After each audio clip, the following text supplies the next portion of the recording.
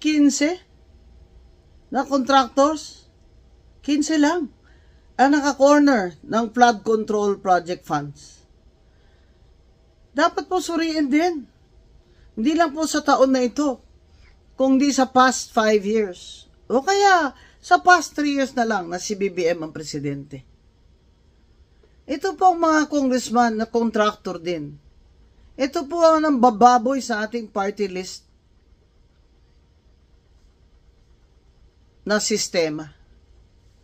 Of course, i-add nyo na dyan yung mga political dynasty, kagaya ni Romualdez, na hindi lamang siya ang congressman, nagdagdag pa siya, asawa niya at anak niya at kanyang kanang kamay ay 3 congressman din sa party list nila na tingog. Saan ka makakita?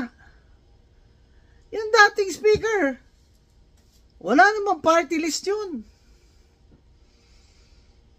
At ito po ang sanhi.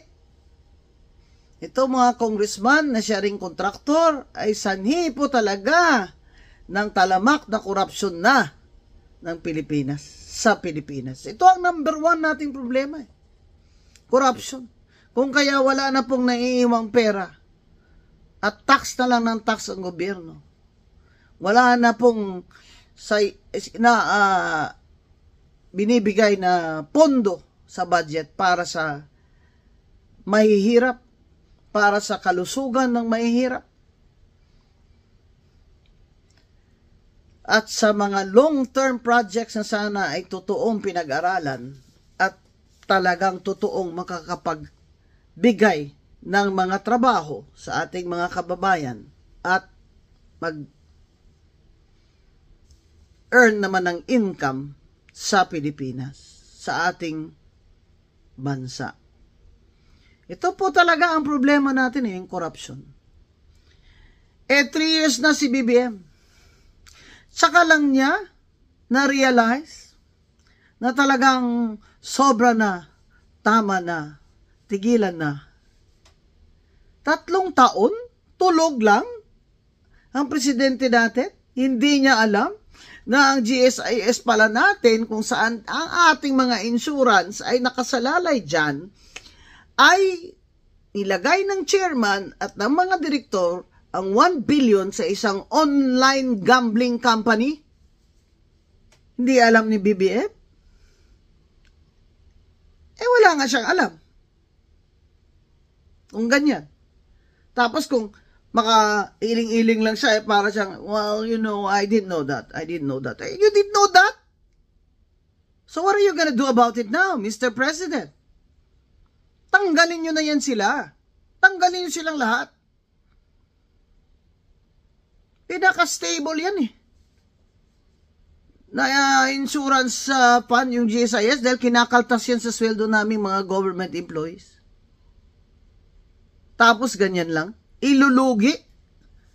Hindi man lang sinabi sa members na sila ay nagpaplano na maglagay ng 1 billion dyan. Alam mo kung bakit? Palagay ko nga sila din may personal na mga kanya-kanyang investment dyan Dahil akala nila kikita yung online gambling na yan.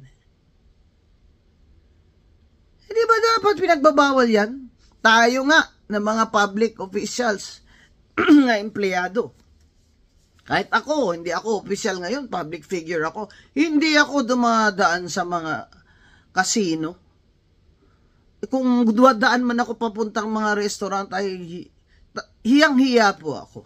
Kasi po talagang dapat naman ipagbawal ang mga public officials at empleyado na pumasok man lang sa casino.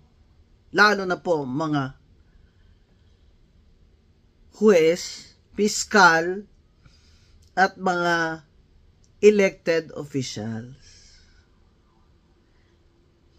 Pero ang GSIS chair at ang mga direktor, wala silang konsensya. Naglagay ng 1 billion na pera ng GSIS at mga miyembro dyan sa online gambling na yan. Natalong-talo na ngayon. Talong-talo na. Hindi na maibabalik yung pera natin. Dapat sa mga yan, kasuhan niya ng plunder. Dahil more than 50 million yung 1 billion na